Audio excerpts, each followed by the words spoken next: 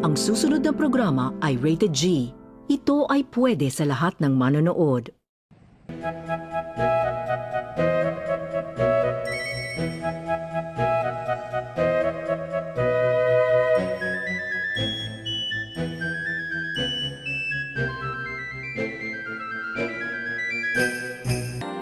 Siya'y hindi karaniwang lola, kahit may edad na napakasigla. Pag sa akin may umaway, kanyang hinahabol, at siyang sinisigawan ng isa, dalawa, takbo. Naisayo ng lola ko, di siya natatakot sa'yo. Anong lalaroin natin, Ana? Parang gusto ko maglaro ng nanay-tatay. Sige. Nanay, tatay, gusto kong tinapay, ate, bumo, gusto kong kape. Lahat ng gusto ko ay susundin mo. Ang magkamali, 1, 2, 3, 4. Mga bata, merienda tayo muna. Tama na muna yung paglalaro nyo. Tara!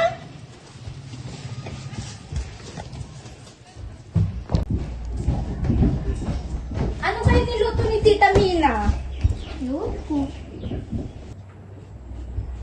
Wow! Ang sarap naman ng niluto ni Tita. Ma-favorite. Siyempre, alam kong paborito niya yan at lalong-lalo na ang paborito ng lola niyo.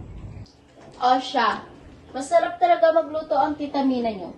Kunin niyo yung merienda at sasala tayo at ako'y magkwekwenta ulit. Yay! Story time na naman! Excited na ako. Ano kayong bagong kwento ni Lola? Tiyak ko, lola, magugustuhan na naman ng mga bata ang ikukwento mo sa kanila. Tara na, Lola. Excited na ako sa mga kwento mo. Hay, ang matanda talaga ang bilis mo pagod. Dahan-dahan lang po. Hay, salamat mga apo. Hay. Mina, kunin mo nga yung libro at ako ay magkwekwento ulit sa aking mga apo. Sige po, lola.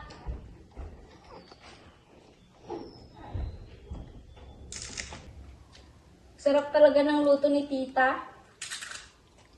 Lalo na pag turon. Favorite ko siya eh.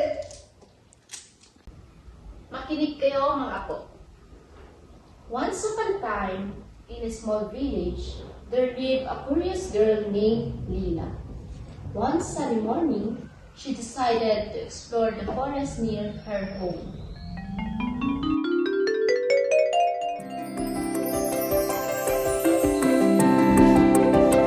Wow! Ang ganda naman dito. Ang sariwa ng hangin. Ang bango-bango pa. Parang magical forest.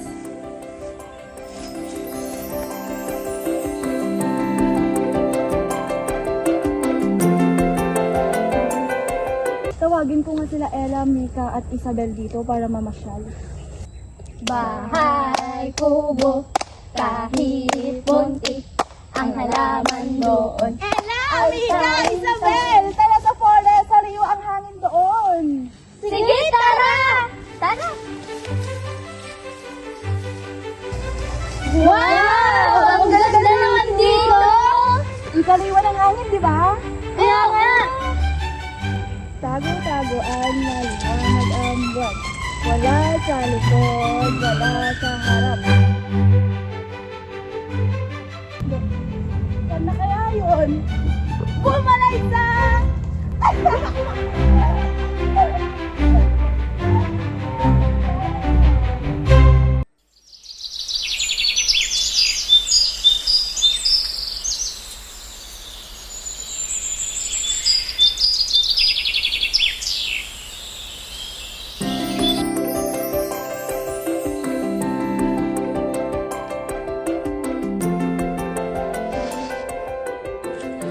Hello, Magyan Magical Forest. It feels like I'm free. Oh no! Ang kalat at dumi na dito. Paano na lang ang mga puno at halaman? Nasira na rin ang mga tahanan ng mga hayop. As Lila wandered deeper, she suddenly heard a gentle voice. Hello, Lila. I am Tico, the talking tree. Nalulungkot ako dahil madumi na ang ang aming tahanan at unti-unti na kaming nasisira. Madumi na ang aming tahanan.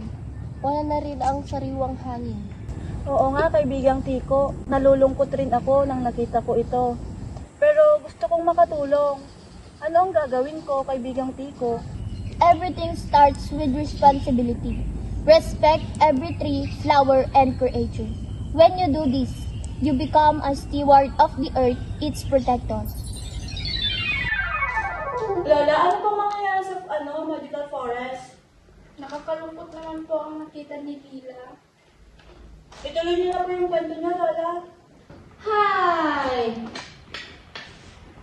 After talking Lila from Tico, Lila wanted to help. She and her friends began picking up trash they found along the forest. Kailangan kong sabihin sa mga kaibigan ko itong nakita ko. Kailangan naming pangalagaan at protektahan itong Magical Forest. Pamela, igalaw ang katawan. Pamela,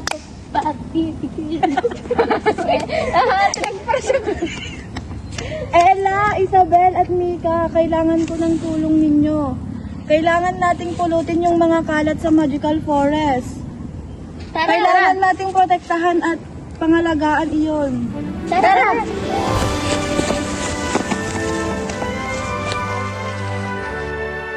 Leila and her friends happily to serve and clean the forest to take it back the magical forest again. Slowly, the forest came back to magic forest again. Birds are sang, flowers blossom, and animals felt safe.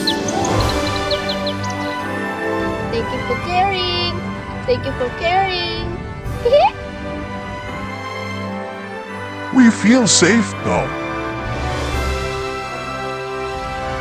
See, Lila, caring for the earth shows respect for our living things depending on it.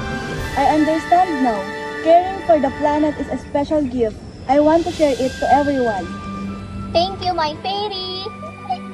Thank you, kaibigan kong Tito.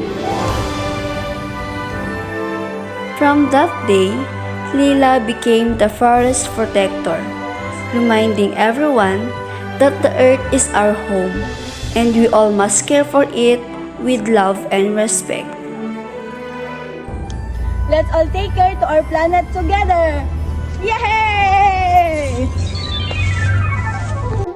At dun na nga nagtatapos ang kwento mga apo. Ano ang mga natutunan ninyo? Ako, Lala. Kailangan nating mahalin at pangalagaan ang ating kalikasan. Dapat huwag tayo magtapon ng basura kung saan-saan. Kailangan nating alamin ang pagtatapon ng basura sa tamang lagayan, ang paghiwalay ng nabubulok, di nabubulok at mga pwede pang gamitin. Alagaan natin ang kapaligiran. Dahil ang mga puno ang dahilan kung bakit tayo nabubuhay at doon din tayo kumukuha ng mga sariwang prutas na siyang kinakain natin sa pang-araw-araw. At ang mga puno din ang mga nagsisave sa atin sa iba't ibang mga kalamidad tulad ng paglindol, pagbagyo, pagbaha at marami pang iba. Kaya naman, alagaan natin at mahalin ang kalikasan. Magkaroon tayo ng respeto sa kanila. Very good mga apo. Yay! Thank you, Lola, sa magandang story.